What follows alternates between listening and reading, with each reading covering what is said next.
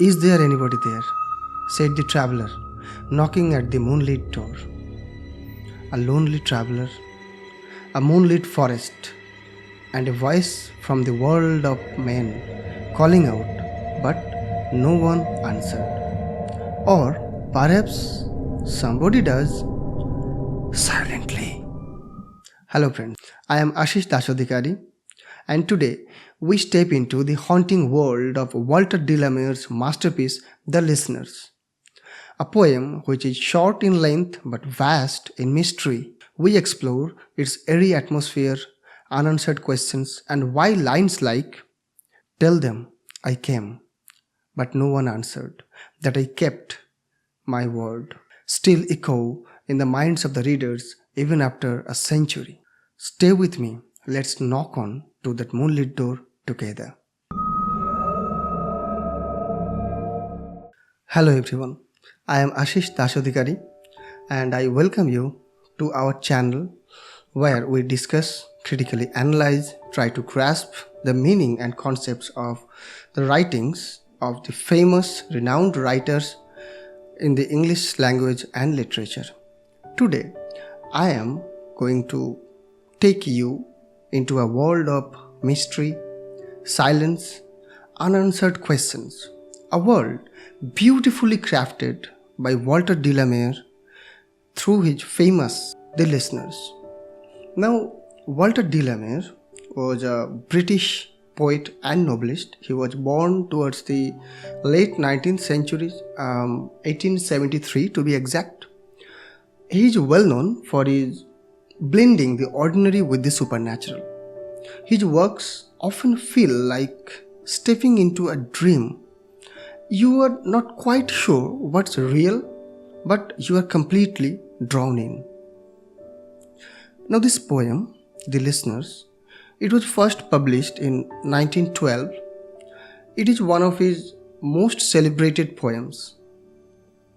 In short, but it leaves you with this lingering sense of mystery, almost like you have heard a ghost story, or without anyone actually telling you the ending. Now, what happens in The Listeners? A lone traveler arrives at a strange, quiet house. In the middle of the night, he knocks, he calls out, but no one answers. At last, no one leaving. Let's dive to the text and try to understand the themes and the explanations that we have here. The poem starts with a question. "Is there anybody there?" said the traveler. This is a medias res with direct speech.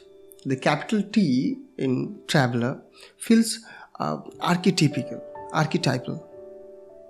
Instantly sets the poem's central question: communication versus silence.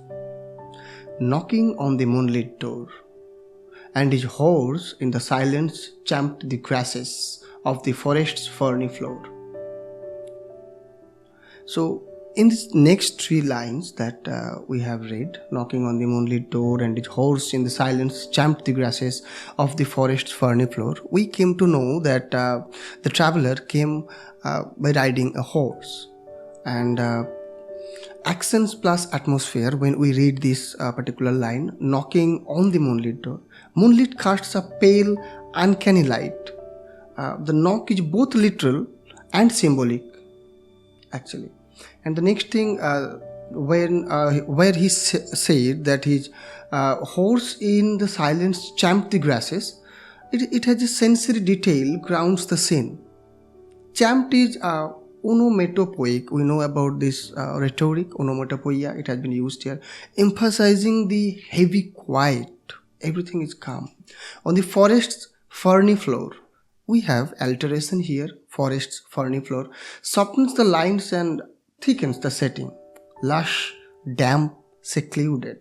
Now moving towards, and a bird flew up out of the turret above the traveler's head. Now, what is turret? Turret, we may have seen in nowadays we do not see much, but in old movies, or if you see those traditional movies, there are houses in village country yards.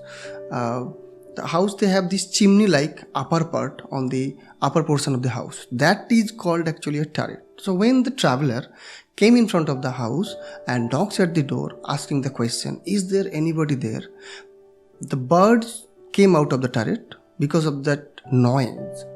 Okay, the setting is coming out here. This sudden movement pictures the stillness actually. Turret implies an old, perhaps abandoned, I told you already, fortified house. Above the traveler's head vertically frames the scene. Now when you read a good poem, when you understand it, actually you or we, the students of English literature, we actually imagine the scene. So when he said, the poet said, above the traveler's head, this vertically frames the scene. Unseen life reacts, but people do not, actually. And he smote upon the door again a second time. Is there anybody there? He said. Now this smote is an archaic form. I will tell my editor to write the meaning somewhere here below. So it is an archaic form which elevates tone, repetition, like again a second time, underlines urgency and insistence. Now when he repeats the question again, is there anybody there, he said, echoes the opening, reinforcing the unanswered call. Cyclical rhythm builds tension. So when we read very good things like I remember Macbeth, it's about the cycle of life. It is also sometime, I'm not comparing it, I'm just comparing the cycle, that to make you understand. Now, but no one descended to the traveler. No head from the leaf-fringed sill leaned over and looked into his grey eyes, where he stood perplexed and still.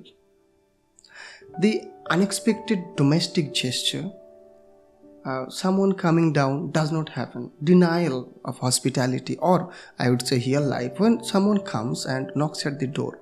So it is general that someone will come down to the door, open it generally, but in this case there is nothing, no gesture, no head from the leaf-fringed sill.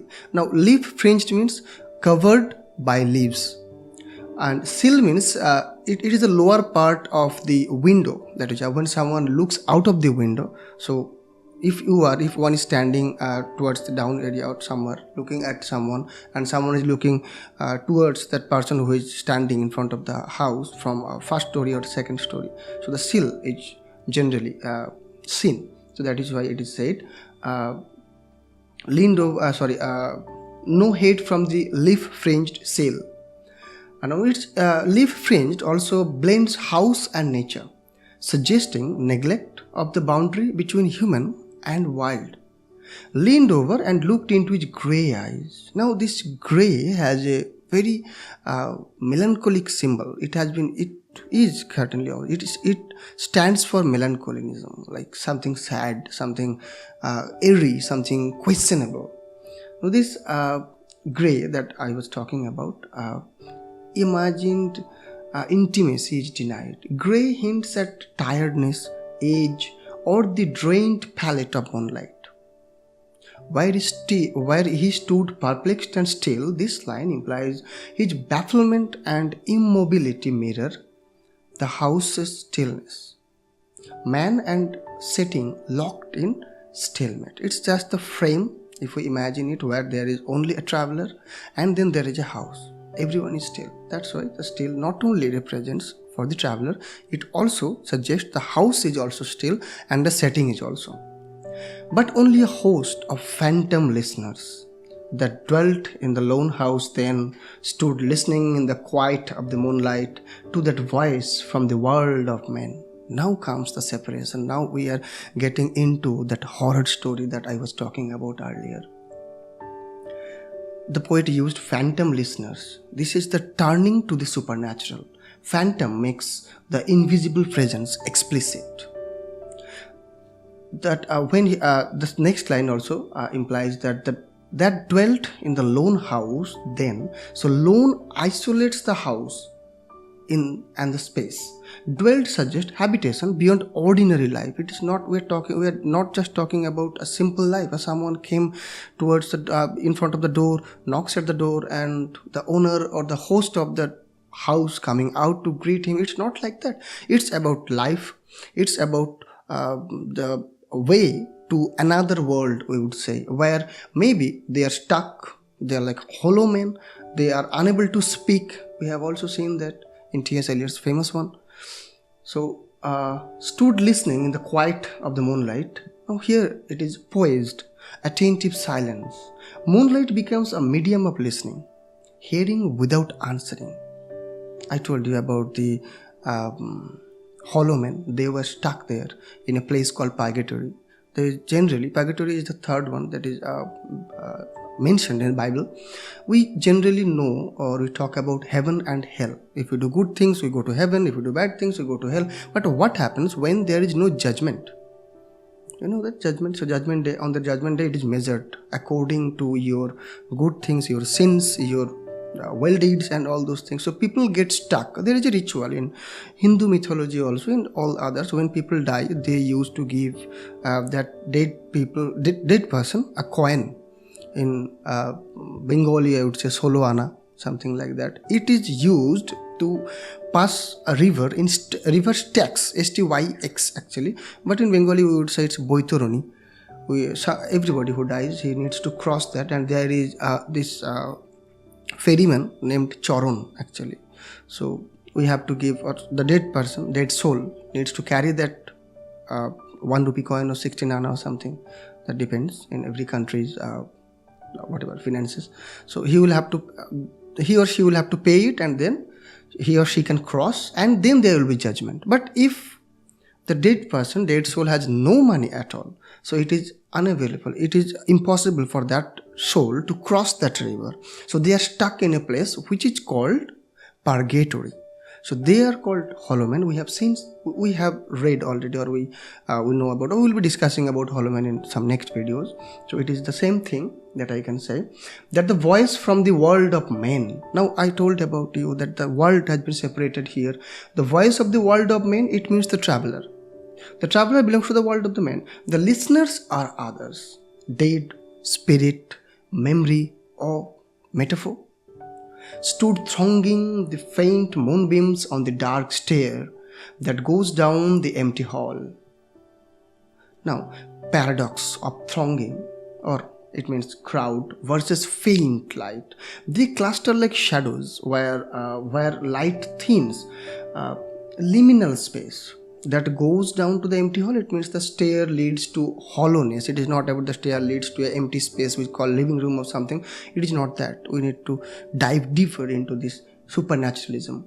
The stair leads into hollowness, a domestic space evacuated of life.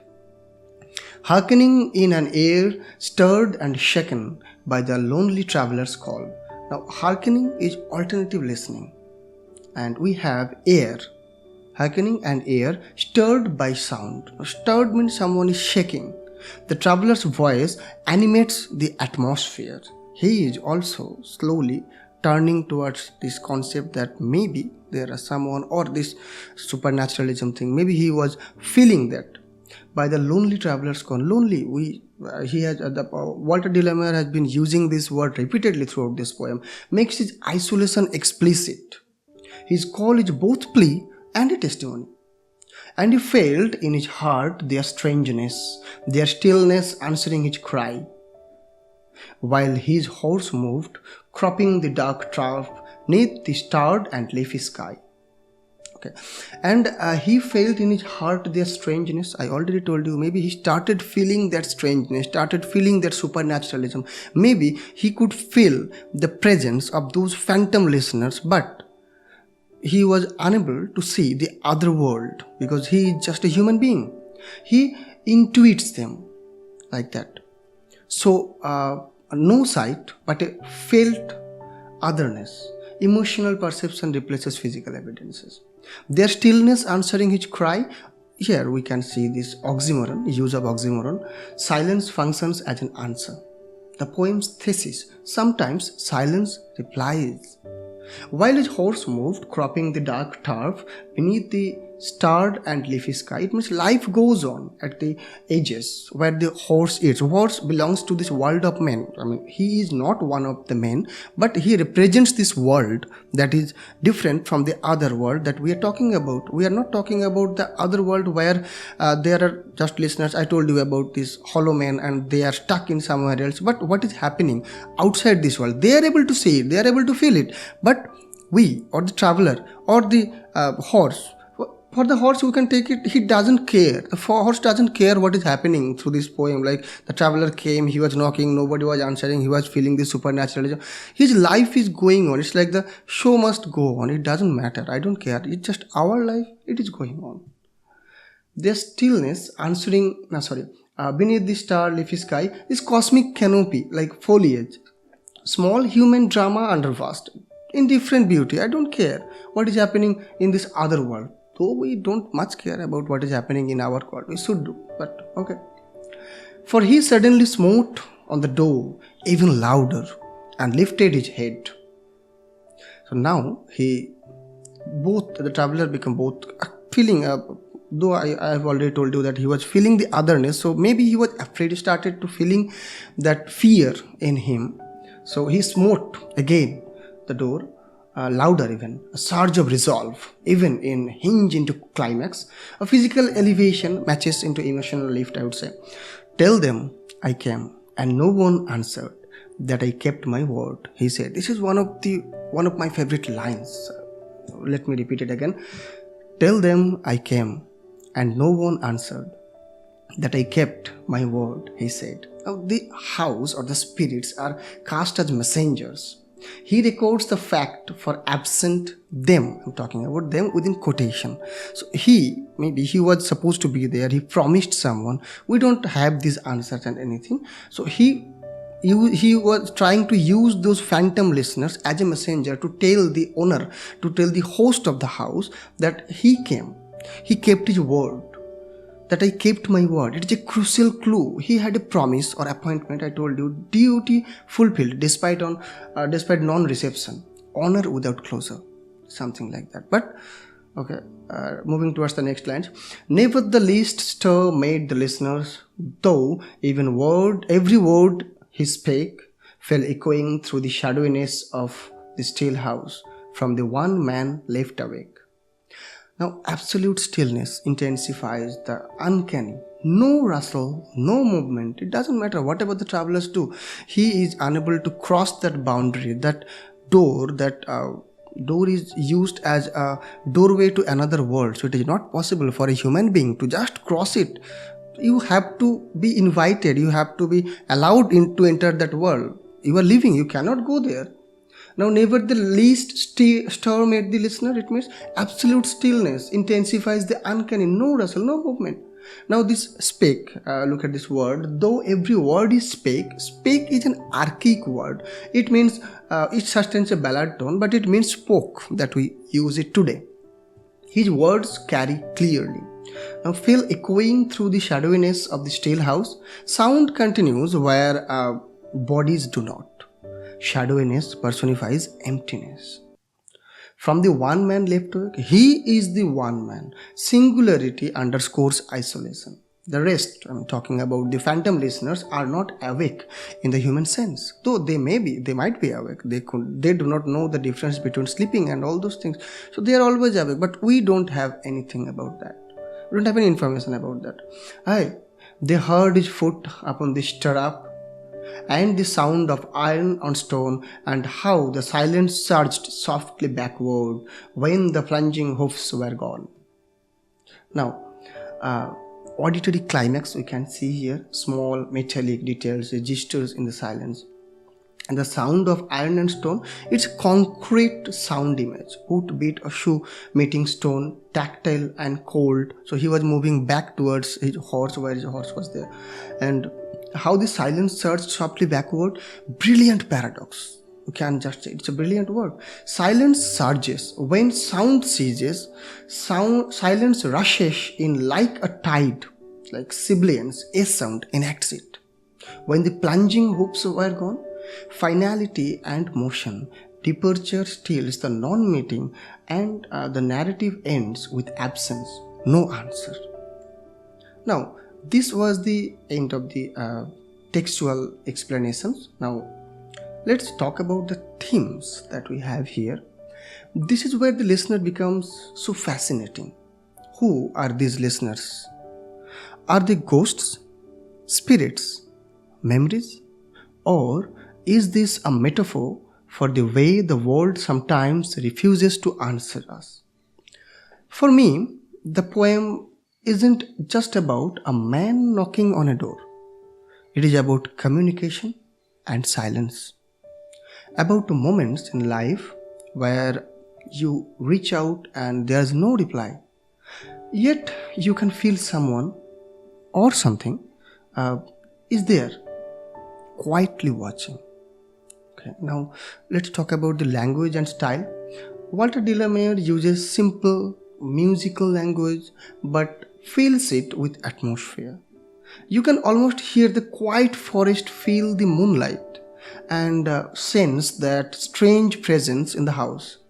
The rhythm is ready, like footsteps or knocks, which adds the haunting mood. Now, if I have to give my personal opinion, whenever I read The Listener, I think of it as an unfinished conversation between the living and the dead, or between the past and the present. It reminds me that sometimes in life we don't get closer, we just have to walk away like the traveler, carrying our unanswered questions. So that's my take on The Listeners by Walter de la Mare, a poem that's short in length but huge in atmosphere and meaning. If you enjoyed today's discussion, make sure to like and subscribe so we can explore more of these literary gems together. And do tell me in the comments, what do you think the listeners really are? Until next time, keep reading, keep imagining, and keep the love for literature alive. This is Asish Dasadhikari signing off.